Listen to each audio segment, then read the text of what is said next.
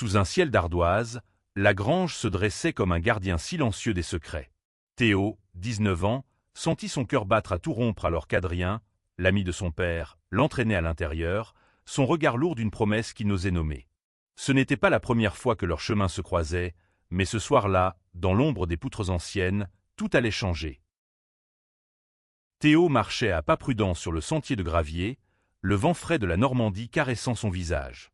La maison familiale, une bâtisse en pierre au cœur d'un village près de Caen, semblait endormie sous la lumière pâle du crépuscule. Il avait grandi ici, dans ce coin de France où les champs s'étendaient à perte de vue, où les jours s'écoulaient lentement, rythmés par les saisons et les silences. Mais ce soir, il y avait quelque chose d'électrique dans l'air, une tension qu'il ne pouvait ignorer. Adrien était arrivé cet après-midi, comme il le faisait chaque été depuis 5 ans. À 38 ans, il était l'ami d'enfance de Marc, le père de Théo, un homme dont la présence imposante contrastait avec sa douceur inattendue. Grand, les épaules larges, il portait toujours une chemise en flanelle et un vieux jean, comme s'il refusait de se plier aux conventions de la ville. Théo l'avait toujours admiré de loin. Son rire grave, ses histoires de voyage, la manière dont il parlait des étoiles comme s'il les connaissait personnellement. Mais cette année, quelque chose avait changé. Les regards d'Adrien s'attardaient un peu trop longtemps, et Théo sentait son propre corps répondre à cette attention d'une manière qu'il n'osait pas encore comprendre. « Viens, Théo » avait dit Adrien après le dîner, sa voix basse, presque un murmure. « J'ai quelque chose à te montrer à la grange. » Théo avait hésité, sentant le poids de ses mots. Son père, occupé à discuter avec sa mère dans la cuisine, n'avait rien remarqué. Théo avait suivi Adrien, poussé par une curiosité qu'il ne pouvait réprimer. La grange, à quelques mètres de la maison, était un lieu chargé de souvenirs. Enfant, Théo y jouait avec ses cousins, se cachant parmi les bottes de foin, imaginant des aventures épiques. Mais ce soir, elle semblait différente, presque menaçante, comme si elle savait ce qui allait se passer. Adrien ouvrit la porte en bois, qui grinça sur ses gonds, et fit signe à Théo d'entrer. À l'intérieur, l'odeur de foin et de bois humide emplissait l'air. Une vieille lampe à pétrole, suspendue à une poutre, projetait des ombres dansantes sur les murs. Adrien s'arrêta au centre de la grange, son dos tourné à Théo. Puis, lentement, il se retourna, ses yeux sombres cherchant ceux du jeune homme. « Théo » murmura-t-il, sa voix tremblante. « Il y a des choses que je ne peux plus garder pour moi. » Théo sentit son souffle se couper. Il voulait parler, poser des questions, mais les mots restaient coincés dans sa gorge. Adrien s'approcha, son visage à quelques centimètres du sien.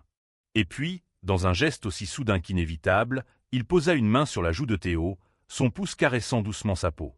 Le temps sembla s'arrêter. « Je ne devrais pas » chuchota Adrien, son regard déchiré entre désir et culpabilité. « Mais je ne peux plus prétendre. » Théo recula d'un pas, le cœur battant. Il n'était pas prêt pour ça, pas prêt à affronter ce qu'il ressentait, ni à comprendre ce qu'Adrien venait de lui offrir.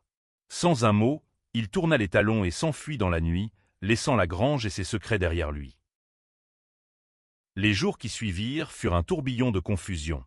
Théo évitait Adrien, prétextant des corvées ou des sorties avec ses amis du village. Mais chaque regard croisé, chaque silence partagé à la table familiale, était une torture. Il se surprenait à observer Adrien à la dérobée. La manière dont il riait avec son père, dont ses mains puissantes tenaient une tasse de café, dont ses yeux semblaient toujours chercher les siens. Théo était perdu entre la peur et une attirance qu'il n'osait nommer. Un soir, alors que la pluie tambourinait sur les fenêtres, Théo trouva refuge dans sa chambre, un carnet à la main. Il écrivait depuis des années, des poèmes, des pensées, des fragments de rêves.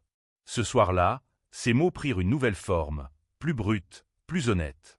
Il écrivit sur Adrien, sur la chaleur de sa main, sur le trouble qui l'envahissait. Mais il écrivit aussi sur la honte, sur la peur de ce que son père dirait, sur ce que le village penserait. Adrien, de son côté, luttait avec ses propres démons.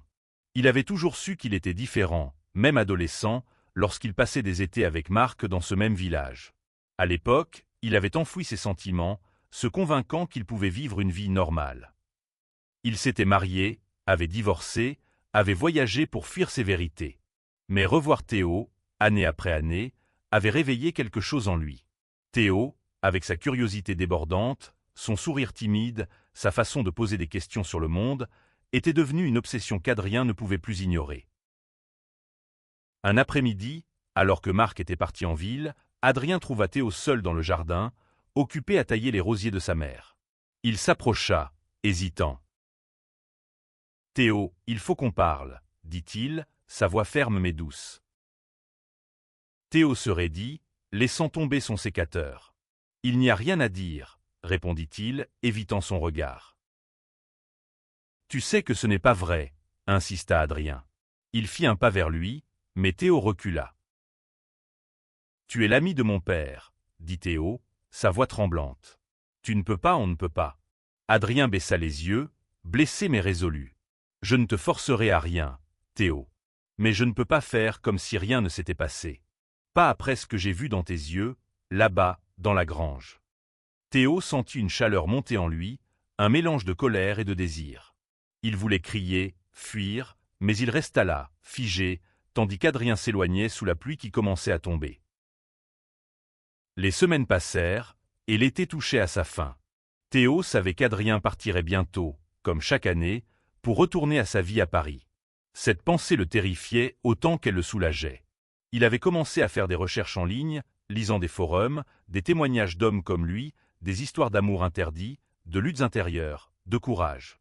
Il découvrit des mots nouveaux, gay, queer, identité, et chaque mot semblait à la fois le libérer et l'effrayer. Un soir, alors que la maison était calme, Théo trouva le courage d'aller voir Adrien. Il le trouva dans la grange, occupé à réparer une vieille chaise. La lampe à pétrole jetait toujours ses ombres dansantes, et l'atmosphère était lourde de non-dits. « Pourquoi moi ?» demanda Théo, sa voix brisant le silence.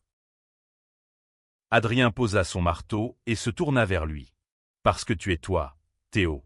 Parce que tu me vois, vraiment. Et parce que je ne peux plus me mentir. » Théo sentit les larmes monter. « Et mon père ? Et tout le reste ?» Adrien s'approcha, cette fois sans hésiter. « Je ne sais pas ce qui va se passer. Mais je sais que je ne veux pas vivre avec des regrets. » Ils restèrent là, face à face, dans la lumière vacillante. Puis, dans un élan qu'il ne contrôlait plus, Théo se rapprocha et leurs lèvres se rencontrèrent. Ce fut un baiser maladroit, chargé de peur et d'espoir, mais il contenait tout ce qu'il n'avait jamais osé dire. Leur relation, fragile et secrète, s'épanouit dans l'ombre.